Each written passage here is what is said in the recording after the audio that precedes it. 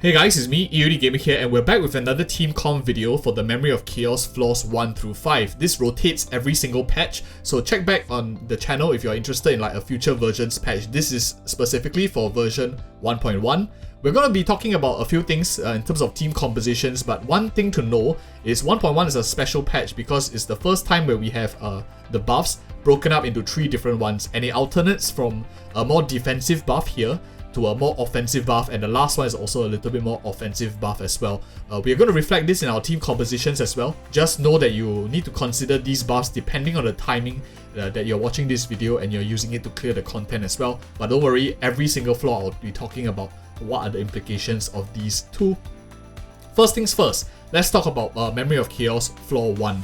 This is a level that you're going to be like level 68. Most of you might be about Trailblaze level 40 when you're trying to attend this for the first time and maybe struggling, but not to worry, the tips that I have here will likely be quite useful for you. Now let me just show you, for example, what the screen looks like.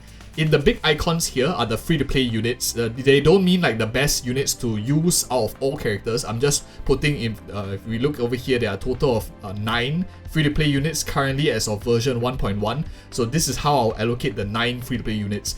I put options below, the ones that are in smaller boxes over here that you can see. Alternatives, if you have gacha characters, you can just replace them accordingly. I don't mean to say like Herta is the best, I don't mean to say Qingque is the best, just that these are the free-to-play alternatives. I do this for every single section, so everyone has a benchmark or at least a baseline to follow as well. So now let's talk a bit about the floor and why did I split up this way. Firstly, the element splitting is going to be quantum physical as well as wind imaginary is going to be useful. This of course shifts slightly. If you have Silver Wolf, you can of course force and implant weaknesses to make characters that are outside of the niche useful as well. Basically, in the first part of the Memory of Chaos 1, this is going to be a more single target fight, which is why I recommend you put your stronger single target damage dealers, for example like Zila here. If you have Susang, she's going to work really well too. And mostly, this is not going to be like the harder part. The harder part is really going to come from the second side of things. If you are struggling here, probably you just need to gear up a little bit more and just follow this team composition. You should be more or less fine tackling. There's not too much boss mechanics as well in this stage. Quite simple so far. The one that gets a little bit tricky is this new enemy that is appearing, this like the healing Mara Struck Warrior. One thing to know about his mechanics is once he summons the minions on the side, he will enter into like this healing state, which is every time he gets to attack, he will heal quite a significant amount of his life. You want to remove that trait as soon as you can, and the best way you can do it, for example, is just to like eliminate the side monsters once. As long as you proc their Mara Struck Revive, it's considered that they are eliminated, and once you eliminate both of the side targets, that healing like lifesteal effect is going to go away. That is going to be like tremendously important for you when you want to clear this floor with like more stars as well. So that's the boss mechanic you want to know. Here is they propose here wind and imaginary, but I think something that's not said that is actually very strong is going to be an element like ice as well. I think ice is very strong because if you freeze this target, he's not able to act, meaning that he won't be having his regeneration abilities as well. So characters that do very well here, I think, are also characters like Jett. You have Pella that's very strong. Yanqing is also super good here because you can just freeze the boss and not care about like the side monsters as well. AoE damage for coming from maybe a character like Serval is going to be very, very solid to get rid of those like 2 side mobs as quickly as you can. This is just one quantum horse as well. This part is not going to be trouble. The trouble is going to be really this mechanic. Once you know how he works and you follow what I just mentioned, you probably will be able to clear this no problem. Okay, on to Memory of Chaos 2. Memory of Chaos 2 is not going to be very, very difficult in terms of new boss mechanics, new monsters that appear. Most of them are monsters that we have seen already in the overworld and kind of understand how they work, especially if you have played in 1.1 as well, to the Memory of Chaos, more or less the same. I think what makes Memory of Chaos 2 this time a little bit easier, I would say, is definitely with the arrival of more imaginary characters. If maybe we are in Yukong's patch and Luota's patch that they just been released, or perhaps you have Silver Wolf as well. So a lot of the difficulty in terms of elemental typing has gone away. We can just easily cheese with these units as well if we put any single character in version 1.1. But not to worry, even if you didn't, I have lots of alternatives for you. I think both of them, in terms of first and second half, the harder set is the second half. You want to put your stronger team here to tackle the main threat, which is going to be Jett. I think he's probably going to be the harder one. Other than that, there's no real like distinction between single target and AoE. That's why I have here like your single targets can be here, your single targets can be here. By and large, other than those two tips that I have, I think lightning and freeze are the ones that are universal in this set. They can be used on both sides of the floor to freeze a lot of the small monsters as well. Other than maybe a few immune characters to ice, I think most of them are pretty susceptible to get frozen too. Lightning, as you can see here, every boss here is weak to lightning, so it's very, very tremendously strong. Just split accordingly. Your second set should be stronger and more or less good to go. Of course here, as you can see, I gave a lot of options for the third and fourth slot because depending on whether the floor is more defensive buff, where we are maybe in the first part of 1.1, you want to run a more triple offensive unit lineup. Whereas if you are towards maybe like the middle part or the ending part where it becomes much more offensive buff and the damage reduction doesn't happen anymore, you likely will need to run, for example, maybe a double defensive slot again, depending on what your needs of your team compositions are too. Just some options below. Next, let's talk about Memory of Chaos 3. Now, Memory of Chaos 3 is actually quite similar to Memory of Chaos 1 for those of us who listen from the beginning, but I'll just repeat it in general. I think the harder part is this Mara Struck boss here, the mechanics. Other than that, it's pretty straightforward that we have seen so far. The Mara Struck boss summons minions, and you want to take those minions down ASAP so that it removes his lifesteal aura.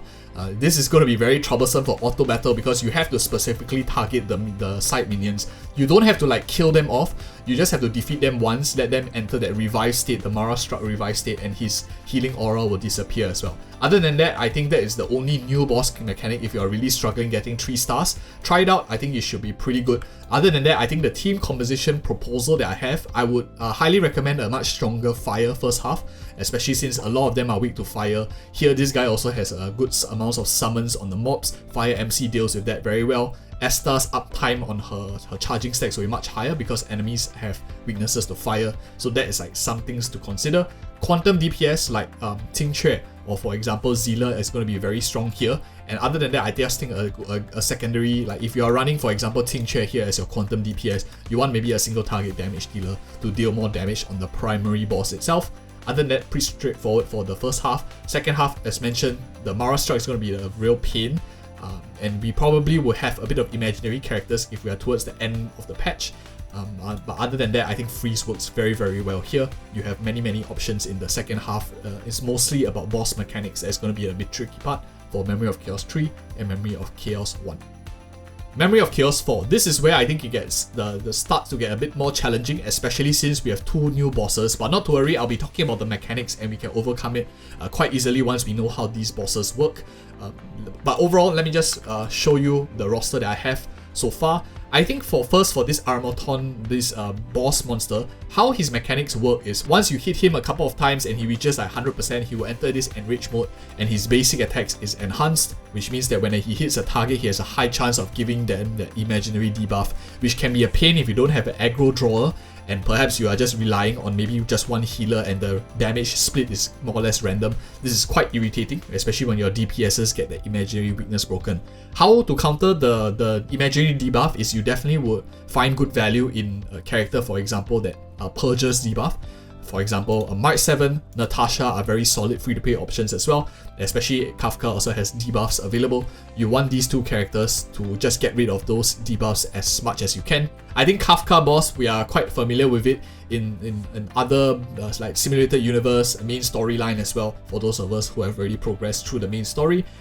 I think the hard part about Kafka is really handling in terms of sustain for your overall team. She does quite a bit of AoE damage, and also to remove, for example, the infatuation debuff that she applies. I think Natasha is probably the best counter to Kafka. She's going to be really strong, and I think you guys should put your Natasha in the second slot. After that, more or less, it's going to be pretty straightforward. Win DPS, I think Dan Heng is definitely solid here, but really this combination will work quite well to tackle this floor 2. So the main thing is one debuff purger on each side, Natasha on the second set to give team-wide healing, a good amounts of damage from like a single target damage healer like Dan Heng will be really nice. Other than that, just suit the typing as your teams require. I think it should be more or less straightforward now that you know the boss mechanics. Memory of Chaos 5. Okay, so Memory of Chaos 5, in my opinion, is not as hard as Memory of Chaos 4 because the bosses are, sure, they are slightly stronger, but I think the boss mechanics of Memory of Chaos 4 was much harder to overcome. This one is similar to what we have seen so far. For those of you who maybe skip to this point, I'll just breeze through it real quick. He summons mobs, you want to defeat those mobs once to enter that, at least that revive state that they have, and then his healing aura is going to go away.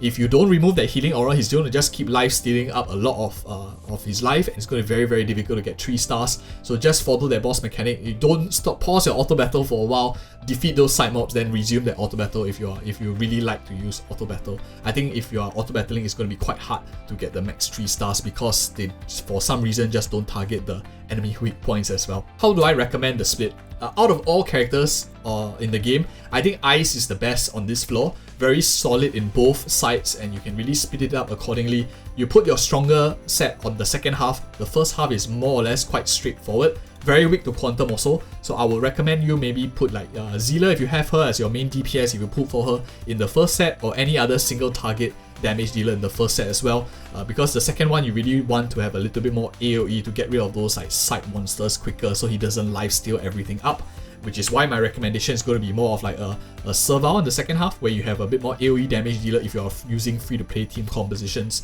If you have Jingyuan, put him in the second half, Zila in the first half, will be much better as well. Of course, you can just switch it around if you have, for example, characters like Silverwolf. I think that does change it up a little bit. I put her as a flex because it's really depending on what you need. This is probably going to be the most challenging out of the first 5 floors in terms of difficulty. You can play her in the first half, you can play her in the second half depending on what your needs are. And of course, if you have Yukong, likely want to play her in the second half too to get a bit more imaginary break. And other than that, if you're interested to know what are my thoughts on some useful units to build in 1.1 to help us get more stars, check out this other video I'll be doing right after this video. Otherwise, stay tuned for the Memory of Chaos 6 to 10 version that I'll be putting out. Thank you so much for watching, and see you in the next video.